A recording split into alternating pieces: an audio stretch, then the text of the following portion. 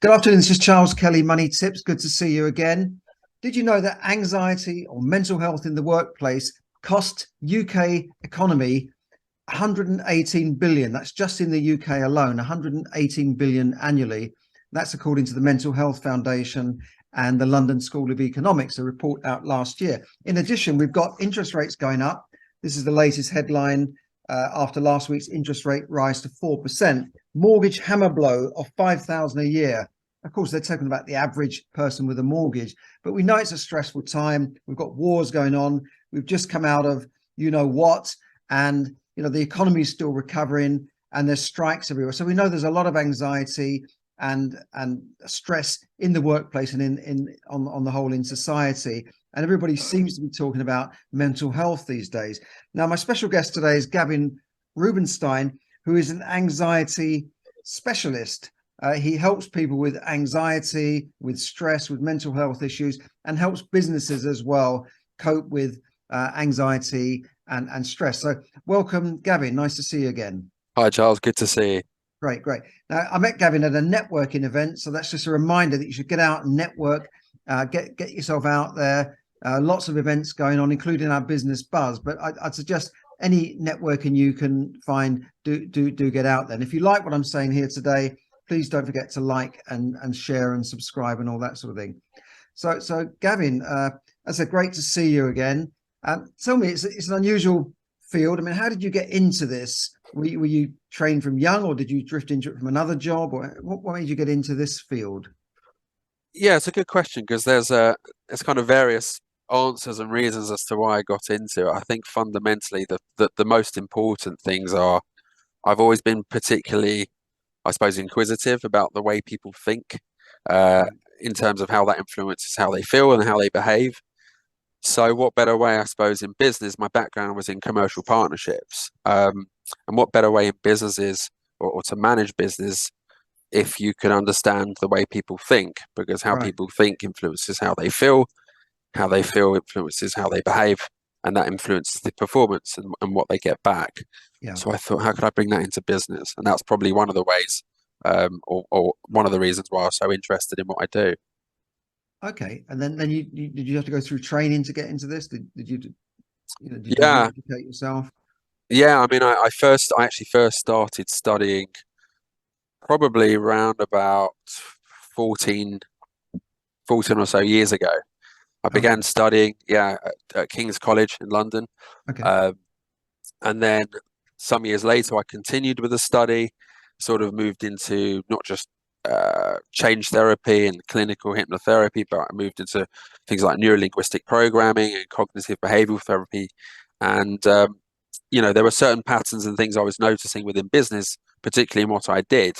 Um, I was employed by people like Amazon at the time, and I've worked with small companies as well, not just big brands, but companies like Nike and Sony. Wow. And yeah, and things I was noticing was obviously everyone's human, and the things that people had in common were how different people perform differently as a result of their mindset. And even the most experienced of people could crumble on the day, right? If they didn't have that right frame of mind, if they weren't in the flow, shall we say. Like a sportsman or a tennis player choking on that serve to win the tournament, they choke. Exactly. And how in that sort of state of anxiety, or that sort of nervous state, um, the mind goes blank. The Yeah. prefrontal lobe goes offline. It shuts down. Yeah, and then sort of the emotion takes over. Emotion will always beat. If there's conflict between emotion and logic, emotion will always beat logic, Right. and the emotion will kick in. So, people were doing presenting and sort of doing various cool, even interviews and things like that. You'd Sales. understand, yeah, sales, imposter syndrome, fear of rejection, any kind of communication anxiety could creep in and sort of inhibit performance, and impede upon their performance. So how So would you help people in that case? How would you help people get over that if they're, so you've got a director of a company and he's got people that are frightened to pick up the phone, or he's frightened, or he or she is frightened to pick up the phone. yeah, How would you help them overcome that? I think the first thing you would want to try and identify is has something in the past influenced this? Right. Because most people, we're born with two fears. We're born with fear of falling and fear of loud noises. So the rest is pretty much learned. Okay. Okay. And anxiety is a habit. It's a pattern of negative behavior, a pattern of negative thinking. And the more you think about it, the more you sort of program this in. Your neurological pathways become carved out deeper and deeper, and it becomes a habit. Right. So through this fear, this probably starts with, I know, maybe they've had a bad experience, maybe other people have talked about bad experiences, and they've picked this fear up. Yes. And what I would do is, first of all, try and get them into an action state. So rather than thinking about the anticipatory fear, which is what anxiety is, you're anticipating, you're catastrophizing the worst case scenario. We'll get into a positive state. Think of the good things. Think of the things that will go well, and how you will feel after. It's this kind of visualization and guided imagery. Okay. But the other thing is, let's say things like interviews and stuff like that. I would ask them to change states. I used to do it. I didn't realize I used to do it without even knowing I was doing it before I even began studying. Was if I was going for an interview or I was going for a meeting, I would change state. I would shift from nerves to excitement. I would try and Okay. make myself, because in a physiological way, you're experiencing the same thing. Increase of heart rate, dry mouth, sweaty palms, all the rest of those things. Yeah. Yeah. Physiologically, that Yeah. everything is the same. It's just how we label it. So I Yes. would go from this nervous state and say, how dare this person in my own head? How dare this person interviewing me? What makes them better than me? How dare they make me feel this way?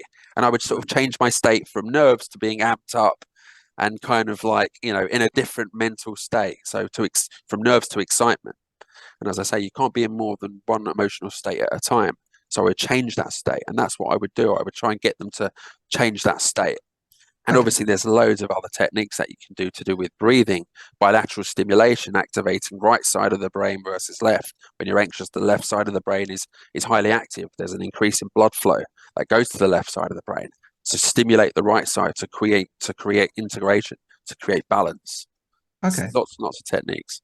That's great. So literally in that interview situation, you could be standing outside the building, nervous and in fear, but by changing your state, you walk in obviously much more confident.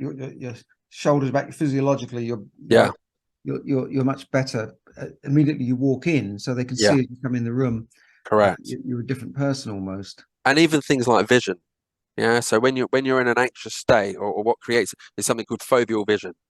And in combative sports, or combatives, which I follow, they talk about this 10 to 2 arc. So if you imagine a clock face and you look at the hands on the clock at 10 to Yeah. 2, Yeah. when you're in a hypervigilant state, you get tunnel vision, right? And Okay. that activates the sympathetic nervous system, the fight, flight, freeze scenario. Okay. You know, and what you can do is you expand that vision, you create panoramic vision, to expand the periphery, and that activates the parasympathetic nervous system, the rest and digest phase, which slows things down, slows down the heart rate, creates an Literally. element of calm. And just by expanding your vision, they call it grounding, you start to notice, okay, so what are the colors on that wall? How bright is the sun? I don't know. How bright does the grass look? How tall are the buildings? What can you feel around you? What can you smell? So you start using all your senses to kind of sort of to pattern interrupt what's going on, to break that negative state, to get you back into the here and now. Otherwise, you become very internalized when your vision is narrowed. So you sort of expand that. And that And can literally just getting your eyes to look at more the peripheral vision can literally slow your heart down. with practice, what it would do is it would take you out of that internal voice. Okay. Again, that left side of the brain function where that voice is going around rapidly. So you try and slow that voice down. You try and sort of break state by focusing on other things. Because I say, when you're anxious, you become highly internalized and you get this tunnel vision. You become highly focused. It's like in any situation where you're nervous and anxious. You just your periphery is narrowed. So Right. expand that. Start to notice other things. Be aware of and it's good for awareness anyway, right, on the street and Yeah. things like that. But Yeah. but you expand that, and that sort of activates this parasympathetic nervous system, which is, as I say, the rest, which just slows things down and your breathing slows your breathing down. It just gets you into a calmer state. Because as I say, when you're in this anxious state, your you know, logic kind of goes out the window. It's overridden, which is Okay. why all the you could learn doing all the courses, all the training courses in the world. This isn't to knock it, because there's some amazing courses out there and some amazing trainers. But that on its own, if you enter this kind of fight, flight, freeze state, Yeah. and you go into this kind of anxious state, you're not going to be fully cognitive. You're not going to be able to recall what you learned 2 weeks ago at a seminar, because your emotion has overridden that. Logic has gone offline at that point, Yeah. and you kind of you Almost on then instinct. And and that's when emotion kicks in. So you got to try and find a way to sort of overcome that. yeah, I think that this is what martial artists go through, this drill all the time, is going through a drill over and over again using katas and certain drills, so that it becomes instinctive. So you're not thinking, Yeah, oh, this guy's swung a knife at me, what do I do now? Oh, let's think about what I should do. You just yeah, do it. yeah. You want to have a blueprint. You want to have a kind of a plan there, so you kind of the unconscious mind, as it were. I mean, that's another conversation, but Yeah. that's it. Kind of, there's something on there's something stored in the hard drive, where there's by default, you know Right. what to do. And athletes do it. Michael Phelps did it. Through visualization, he would prepare for the what if. Yeah. What if this went wrong? What if my goggles steamed up? What if something happens during the race and it goes completely wrong? He would have something prepared, so that autopilot would kick in. He would Yeah. be able to overcome the obstacle automatically without thinking, because it's already stored unconsciously. Yeah. I've often thought about this with sportsmen. Like, you hear about footballers getting into a goal drought. I mean, they're the same player with the same team, and they start missing goals. But Yeah, for months and months, they're just banging them in for fun, and then yeah, they start missing, and they go through this drought period. I think it happened to Marcus Rashford for a while. Now he's just kicking goals in every week, yeah, and also the way teams react to different managers. It's, Everton, if in case you're not a football fan, Everton are a team up north that were on a bit of a losing streak. They got rid of the previous manager, Frank Lampard, and a new guy comes in with the same team. Sean Dyche comes in with the same team set up, really, the same players, and goes out last weekend and beats the top team, Arsenal. It's always amazed me how a manager can come in and bring out a different result from yeah. these players. And a lot of it's mental, because It is. they are professional players. They know how to kick a ball from one end of the field to the other, but it's something I know he might have changed the style a bit, but it is also mental that they believe they can go out and win this game. Yeah, Whereas if you think Everton are at the bottom against Arsenal, are on form, they're top, they're beating everybody. They should have been going out there thinking, we're going to lose. But this that's new it. manager has done something with them, and they've won. Yeah, yeah. It's you're quite right. I mean, the same is business, sport. It's anything with a competitive element, or where there's the objective to win, let's say, or to Yeah. perform. Performance anxiety is a big thing, and the mindset. The biggest challenge is overcoming what's the biggest game and challenge is what's going on in there, and Yes. how, because Yeah. if you can't get over that, you're kind of like losing against yourself. Yeah. So which is why so many sportsmen and actors and performers have these mindset coaches, and visual guided imagery, visualization, whatever you want to call it. They rehearse and rehearse and rehearse, and by rehearsing it in your mind, you actually create changes. As if you were physically. Let's say golfers, they go through a swing in a golf. I'm not an avid golf fan, but or a golfer, but they go through the actions in their mind. They create the same muscle movements and the same movements and the activity in the brain, as if, albeit micro movements, as if performing it. So they're Okay. actually creating the same things physiologically, going through it in their mind, and It's true. it's I mean, amazing.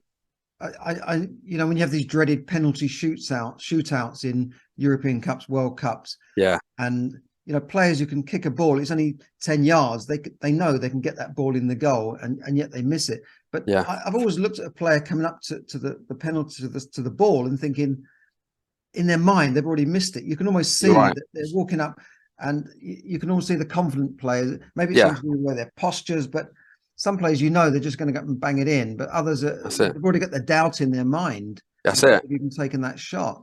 Yeah, you can see it. You can, I mean, I say I can, but you can almost see it written on somebody's face. They look Yeah, They look defeated. yeah, they're I think worried. Mike. Yeah, exactly. And Mike Tyson talks about it when he used to go into the ring and face an opponent. He would say he sees them look down for a second. I mean, whether he says this or not, I don't know, but he says he sees them look down for a second. It's like a chink in their armor. Yeah, He's already kind of won. they're doing that stare out, aren't they? Yeah, and there's an element of winning in his mind already. Psychologically, he's won. Yeah. At that point.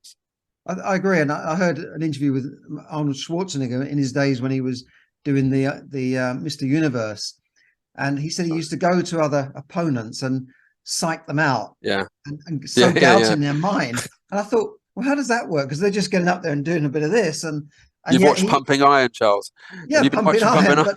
but standing there like pumping their muscles. But he managed. He said he could psych people out and almost convince them that they've lost before they Yeah, even got up there, and he yeah, was going to win. yeah. So he was very clever with his psychology as well, not just his muscle. And I can see how that could work. So how can you translate this into, how do you help somebody who's got a problem in, say, a business? Do you work with businesses? I mean, you mentioned Amazon and Nike. Would you go in and talk to the management team or the sales team? How would you typically work with a whole group of people? Yeah, so when I worked with Amazon and Nike, I was actually working for them, not in what I'm doing now. I was Okay, working right. in commercial partnerships. But, as I say, you need to, I think first, and this sort of brings me on to a slight tangent, but where companies are trying to talk about sort of anxiety, they're trying to address this issue now, Yeah, given the impact of the pandemic, cost of living, the economy, lack of job stability. There's now a thing called layoff anxiety. There was an article in the BBC about, you know, companies are trying to address it. My question over it is, I hope then, or my concern to a degree is, are they going to address it like when they have, a masseuse who comes in once a week? And don't get me wrong, there's nothing wrong. I've done one of these things; they're brilliant, but to massage the relax. shoulders and They while they sitting. come in and they come in, for well-being and for health. They've been doing this a while, and it's great, what they do. But anxiety, it's not a quick fix for a Right. business, and also an employee needs to be able to trust and feel that the person they're speaking to is objective to a degree and isn't necessarily going to go, not that they would, but going to go back and say, they want to keep it private. These are very, very private matters that have to be treated ethically and correctly. But when companies are talking about it, some, not all, maybe I feel are paying lip service to, let's be seen to be doing this sort of thing because it holds them in good light. It's very good PR for them, and it's a good way of retaining staff, and it's good for acquisition as well. Don't get me wrong. Again, some companies are doing it brilliantly, and I'm sure have all the right intentions. But it's not a quick fix, like just getting a masseuse in. Okay, we'll do a quick session with you, and that's it. These things need to be done properly, ethically, and yeah, it's a big thing in the workplace, and companies are trying to adopt this kind of approach. And Yeah. yeah, I just hope they do it. I hope they do it well. Yeah, I remember working with a company years ago. I think it was one of the banks, and they brought in this motivational speaker who was quite well known. It wasn't Tony Robbins or anything, but he was quite well known on the British scene. But he didn't go down very well. I think some of the people were really interested in what he said, and maybe that helped them. But a lot of people thought, oh, this is just a load of rubbish. And in any case, how would a couple of hours listening to a motivational speaker really make that much difference? Just like You're bringing right. in an anxiety coach. Is all right. Come on, Gavin, let's get these people free of anxiety now. You got an hour. Yeah, yeah, you're right. It's like and again, they work in different ways, and they can be very effective. I think some people may perceive this kind of thing as kind of like an emotional massage. It's good at that moment, and it might be Yeah. good for a few hours or a day or two. But what happens where people sort of, over time, experience other things, and perhaps it's not as effective. So, different therapies will sort of address this in different ways, and things like hypnotherapy, the purpose of it is to sort of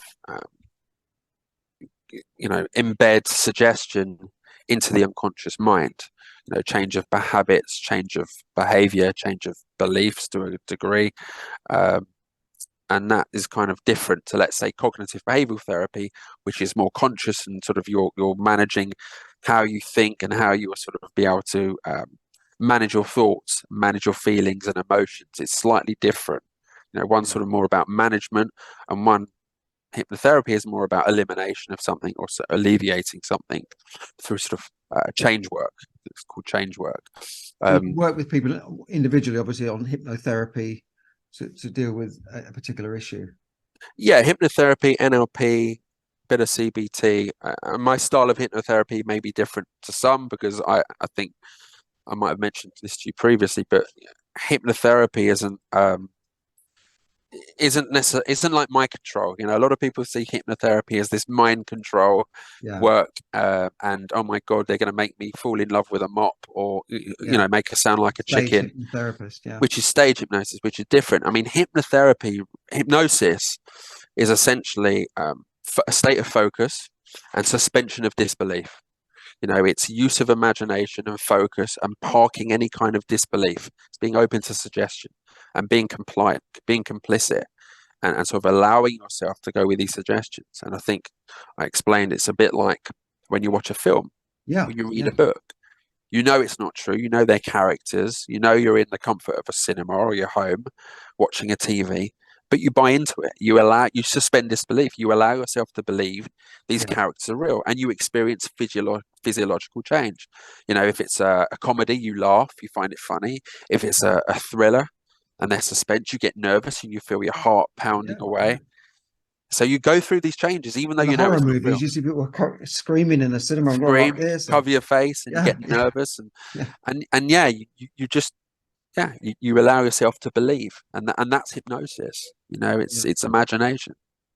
Yeah, and some people get into it more, don't they? Some people are so into the movie that they have to cover themselves, and other people are saying, "Oh, this is just this is not real." This is nonsense. This is a silly plot and that sort of thing. But you don't want that. You want to get into the movie and just enjoy it.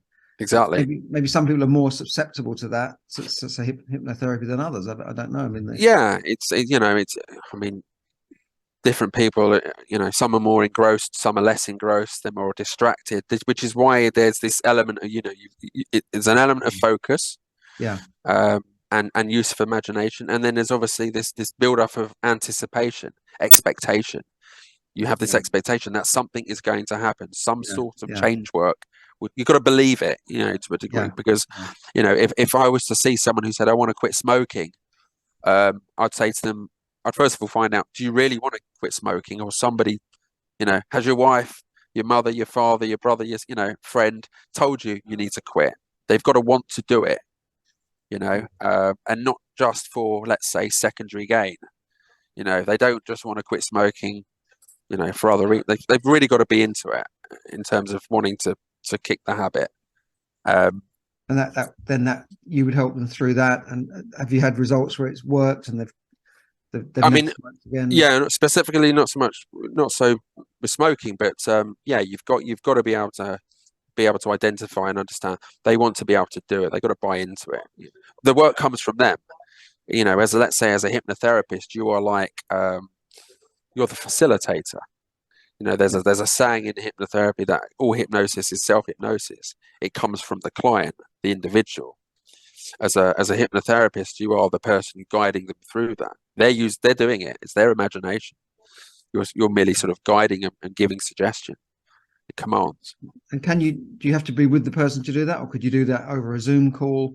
Oh, definitely. You can do. Yeah, I mean, it's one thing that the pandemic did do was increase the number of therapy sessions that was done over Zoom, over video call, even over the phone, because hypnosis isn't a state of where you are.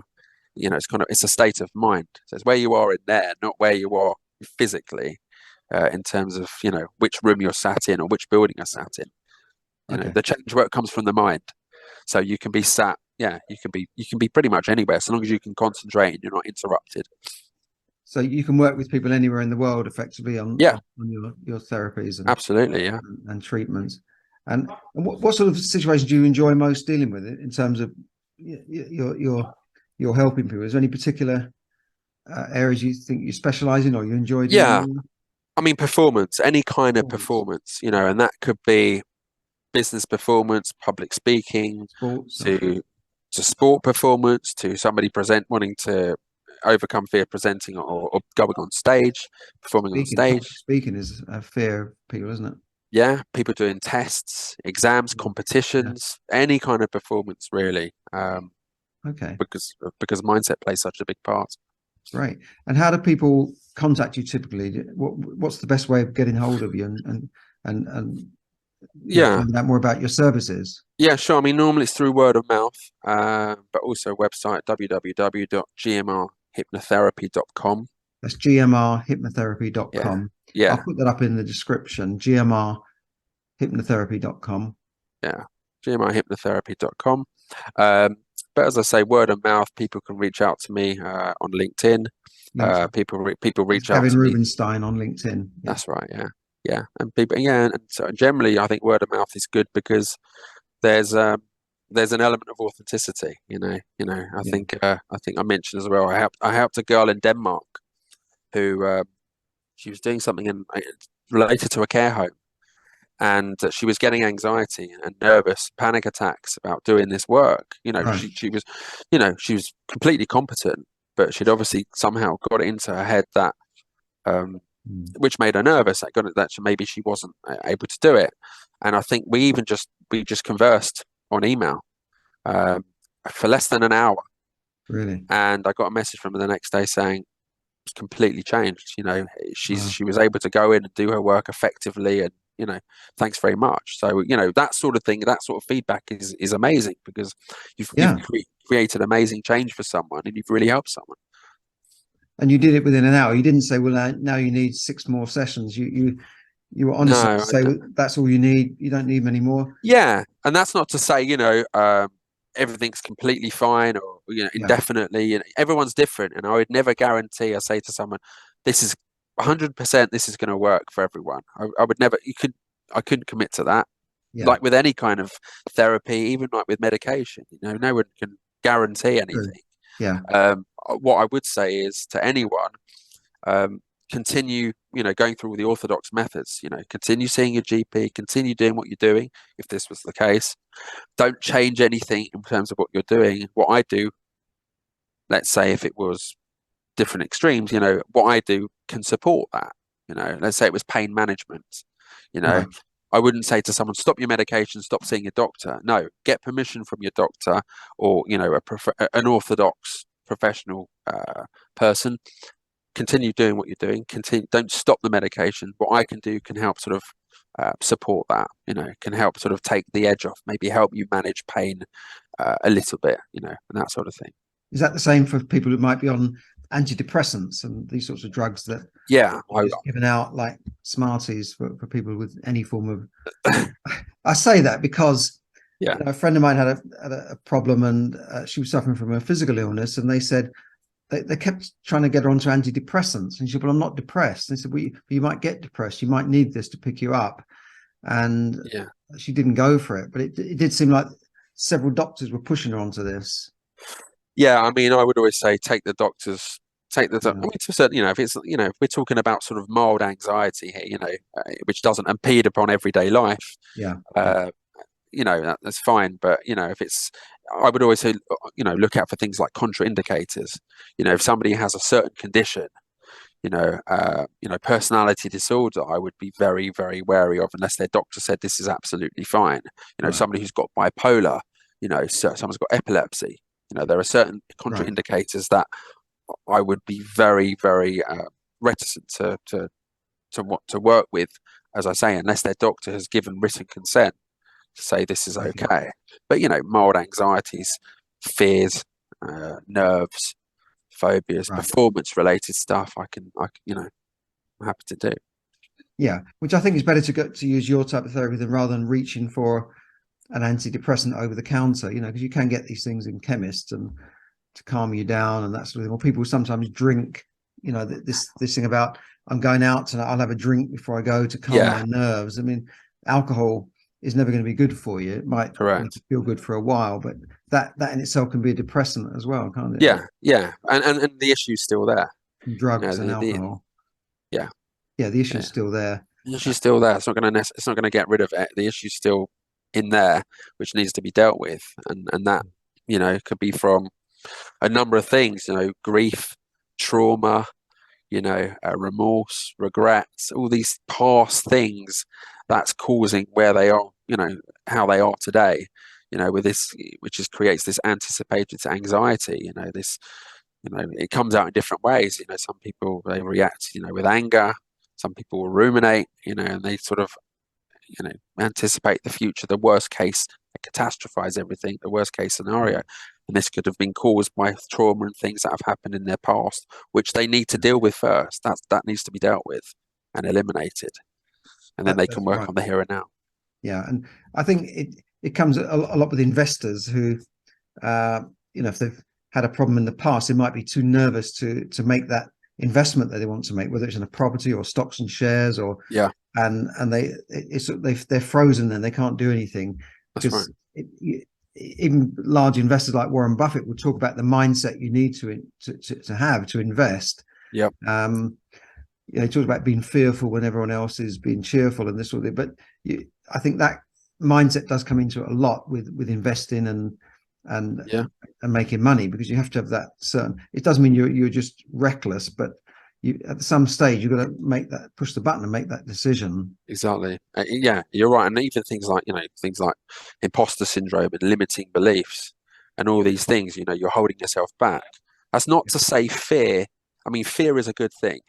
You know, our brains are designed to protect us. You know, the amygdala is how we process and how we sort of recognize, is our alarm bell for fear.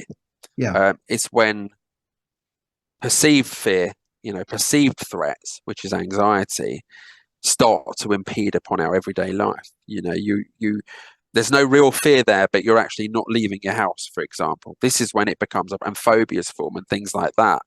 You know, there's not necessarily panic attacks to a degree. You know, there's not necessarily a fear there, right. but presenting and sort of work and performance and sport and all these other things, all these other professions, fear is important. It's like rocket fuel. You know, you need the fear there because it makes you prepare. It, it, Right. it, it allows you to, you know, you focus more, you Yeah, about perform better. survival, isn't it? It's being able Survival. to survive. You need that. It's how you manage that. You know, and yeah, you know, as I said, the amygdala is what is there to detect fear, and this is our survival mechanism against threat. You know, Yeah. evolution is still there. And do you think mental health has got worse, or is it just that we're more aware of it? Because I remember when I was growing up, they didn't talk about it so much, and you know, if you had a problem, they just said, "Yeah, get over it." And now you've got kids in Yeah, therapy, and everyone seems to have some sort of disorder of some sort, and there's more disorders now there seems there's ever been. And I don't know whether there was always the mental health there, or has it just got worse with life and with the economy and things like that, and the pace of life? Has things got worse, or are we just more aware of it? I think there are so many. I think there are so many things that are affecting mental health. I mean, I was reading something. When was I reading it? Yesterday or today? Probably today actually. Where, you know, there's different things that affect. You know, there's different things affecting this. You know, you've got lockdown, which didn't help things. Yeah, You know, yeah, that made it worse. Obviously, the economy, the impact of the pandemic. You've got the cost of living. You've got workload pressures. All these things. But at the same time, you're right. One thing that they said was, one thing that I read was, the pandemic did, the good that came out of it was people began to open up more. So people did begin to talk more. They became more open to it. yeah. You know, even businesses, they started to talk about it, accept it, recognize it. Or some of them start to recognize it. So it's become more of a topic of conversation. So people are more aware. People maybe are more talking about it more. They're identifying it more than they were. Um, but other things have affected it in a negative way. Your Yeah. social media, to a degree, you know, in some ways, social media is excellent. In other ways, you know, social media has you know, caused a lot of anxiety Or suicides. for some people and things like that. You Yeah, know, and you know, even staring at a screen for prolonged periods, as I said before, we go into this, and again with lockdown, when you were stuck at home in an enclosed space, you enter foveal vision, you Right. know, and it's like when people talk about claustrophobia. It's not the lack of oxygen in a room; it's their vision. You know, they're in a tight space, and it's not that they're losing oxygen or the lack of it's their vision narrows. This foveal vision makes the vision, which activates sympathetic arousal. You know, the nervous system goes into overdrive, it's stimulated, and Yeah. sympathetic arousal starts to make you panic, you Yeah. know. And looking at a screen for prolonged periods, you're focusing on this small area, which is kind of narrowing your vision and activating, fight, flight, anxious state. Yeah. I think that the economy has brought more problems out for people, because certainly, when I was growing up, I mean, the workplace, for instance, there seemed to be plenty of jobs for people. People would leave a job and get another job, and people had more job security. Yeah, Companies gave you proper pensions. Now, just in the Telegraph the other day, there was an article about the end of, it's gone now, the end of pensions as we know it. The end of, here it is, goodbye golden retirement. It was right. about the end of the final salary pension schemes, which were guaranteed. And most people could think, well, if I stayed in this job for 30 or 40 years, I will retire comfortably. But now people haven't got that safety net, Yeah, and they haven't got that job security. And I hear young people talking about, well, I'm never going to be able to buy a house. I'll never be able to buy a property. So I might as well just go and blow my money. yeah, Even my son yeah. said it one time. He said, well, I'm never going to be able to afford a property in this country. He actually left the country in the end Right. to Okay. buy a property in America. But there was that. It was I thought, such a negative way to think at 23, 24, to think, well, I'll never be able to do this, or I'll never be able to do that. And I think people are worried. They're worried about retirement. They're worried about the interest rates and the economy in general, and the fact that, I think you called it layoff anxiety. Yeah, There is more chance. I mean, you've got big companies like Amazon and Facebook and Google laying tens of thousands of people off, and these yeah, are at the top of the stock market valuations. yeah, So I think generally life to me does seem more stressful than when I look back, when you didn't worry about things so much. There were obviously worries, but there wasn't that much worry as I think there is today. yeah, And yeah, certainly in the job marketplace has completely changed. People may have to change jobs 4 or 5 times in their lifetime. They might have to retrain. And the government are now put pension age back to 68 for people coming up to retirement. It doesn't sound like a lot, but it's another year or two, but that could cost somebody 30,000-40,000 pounds. yeah, Women yeah, used to retire at 60, now 68, that's 8 years. Well, that could lose them. That could mean 80,000 less in your pension bin than you would have had, a few years ago. So there are, I don't know. I think yeah. there are more things that are bothering people now, from what I can see anyway. Yeah. And you're also exposed to it a lot more because there's more channels Yes. of communication. You've got, Yeah. all the different social media platforms. You've got It's different the business 24-hour platforms. news. Yeah.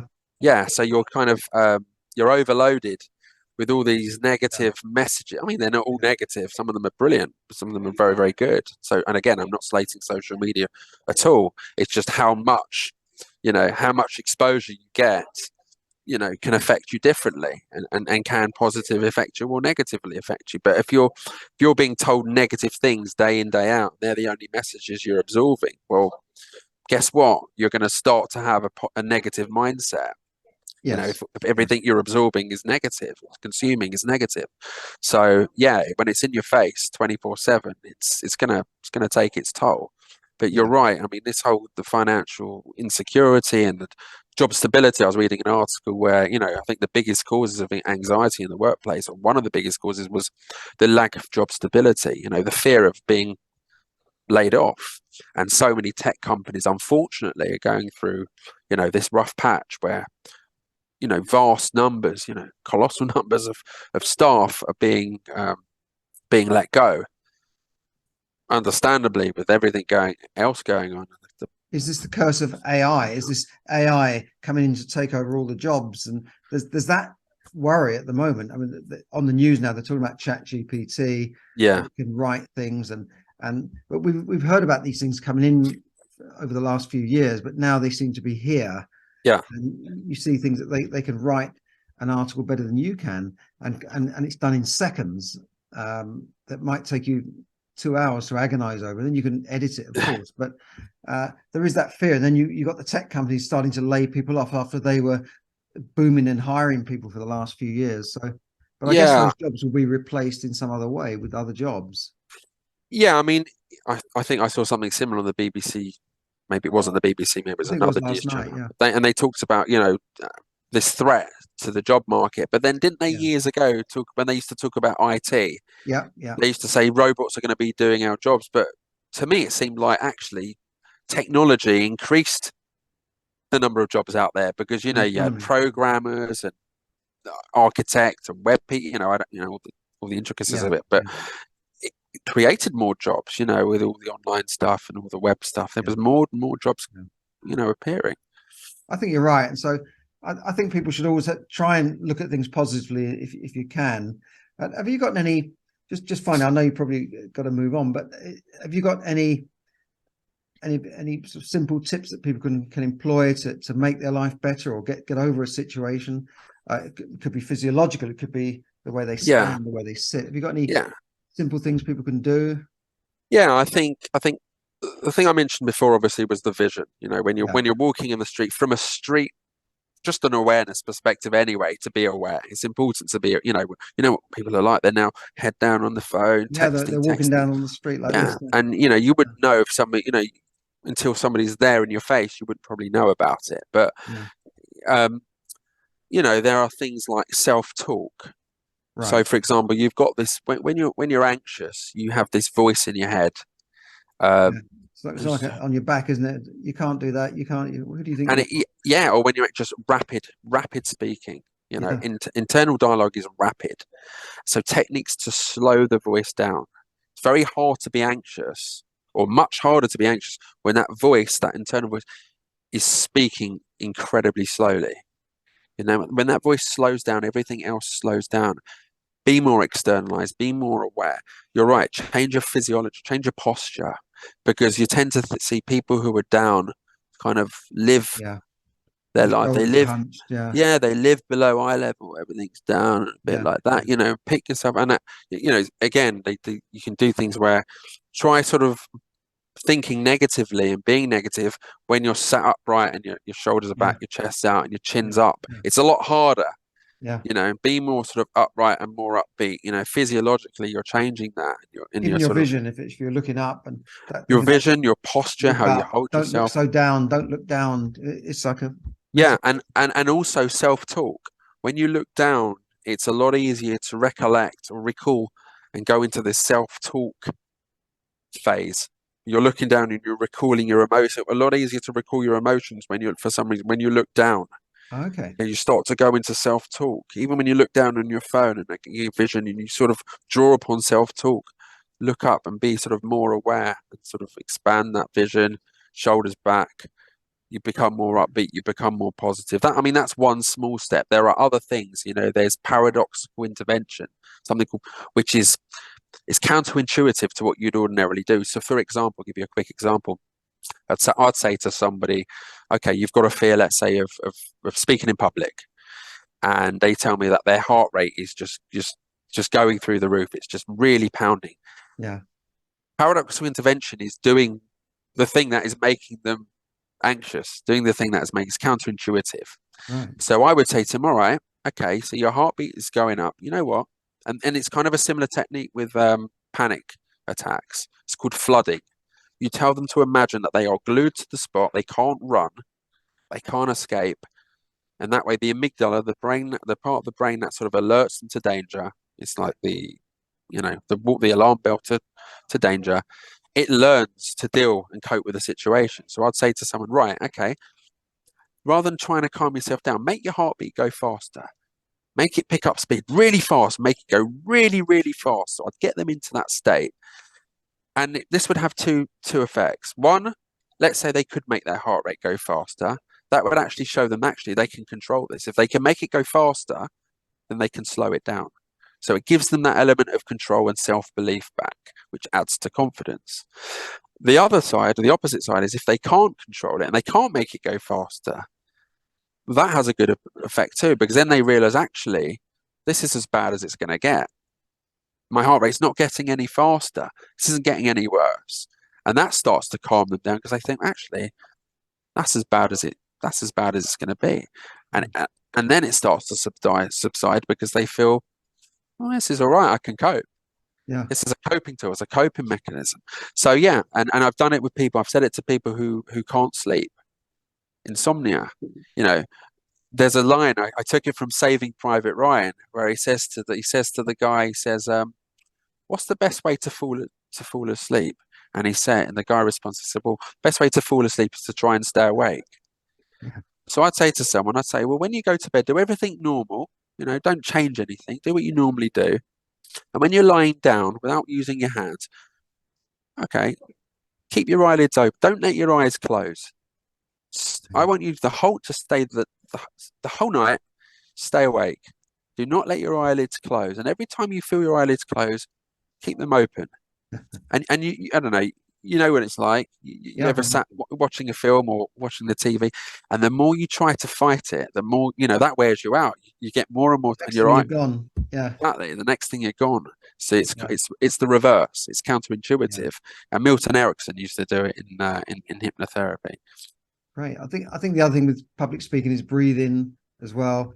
This thing, when people are in a panic, they take a deep breath, but a lot of people, when they're in a panic, they breathe in short breaths. That's right. I think it's hard to be anxious if you're breathing before you go and maybe do a talk, before you go on stage, try and take a few deep breaths. And diaphragmatic breathing is important, so long as, when people with panic attacks are told, keep breathing deeply, breathe more, and it's got to be slow, controlled breaths, and it's got to be on a ratio whereby the oxygen you're breathing in is not more than the carbon dioxide you're breathing out, because there needs to be a balance. I think you need to be breathing out twice as much carbon dioxide as the amount of oxygen you're breathing in. So let's say you're breathing in for 5 seconds or 2 seconds, you're breathing out for twice that long, because what you'll do is you'll end up imbalancing the amount of carbon dioxide.